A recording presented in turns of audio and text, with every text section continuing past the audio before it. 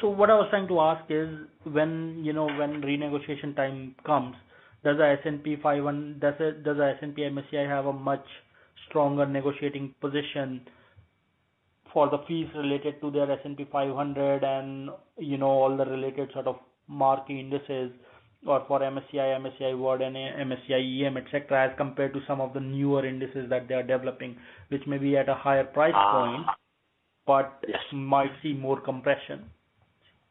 Yes. They definitely had a lot more negotiation power on the big names. And that is because? Let me see. Let's say for the MSCI World one, it was because a lot of, again, it was brand recognition, but also because there was a lot of institutional money benchmarked to the marquee ones. Yeah. And so the thought was that if you launch an ETF following a marquee in the index, you would already have a captive, if not immediate audience for those funds. So sales could go in and immediately start talking to the institutional investors, for example, rather than having to convince them to move over.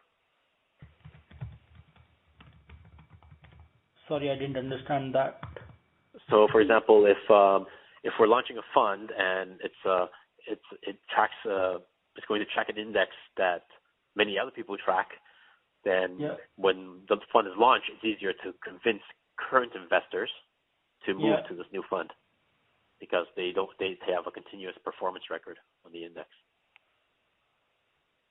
Okay, and the only reason to move for them will be if the fee is lower. In theory, yes.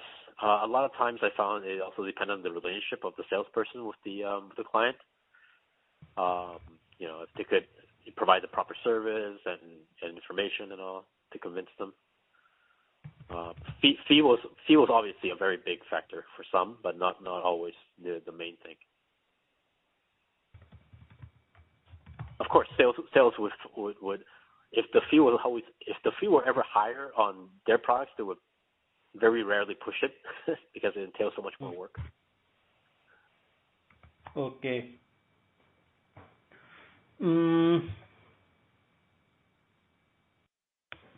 Okay.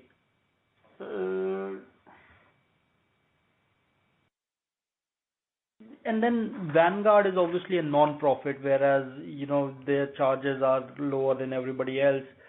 Does that mean their negotiations are likely to be very different with the index providers as compared to other providers?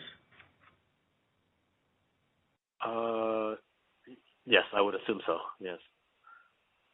Do you think index providers will be charging Vanguard less than what they're charging a BlackRock or a State Street? I would say so. Yes, I would definitely think so. Okay, because we were talking to S&P yesterday, and they were like their charges are same to everyone, if not a little bit higher to Vanguard. Yeah, I don't know. I mean, I guess if you're S&P and MSCI, one could imagine that they could extract the same price. But I think that's the reason. I mean, Vanguard said to the S&P, well, then we're changing our index provider then. Okay. But I would imagine that maybe as on a, I don't know. I would imagine they would charge them less. I mean, it's hard to see how, as you mentioned, as a percentage of their management fees, if it grows too large, then it's hard to see how that's viable. Yeah. Okay. Sorry, I'm not sure about the other companies. Okay. And then generally, how sticky are ETF assets? Do they tend to move around a lot, or are they generally quite sticky? You know what? They tend to be quite sticky. Yes, they tend to be quite sticky.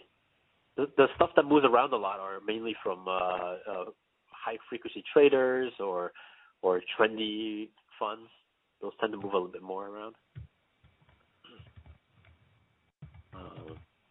But they tend to be pretty sticky, and I found that from an institutional perspective, once again, in order to change investment vehicles, it seems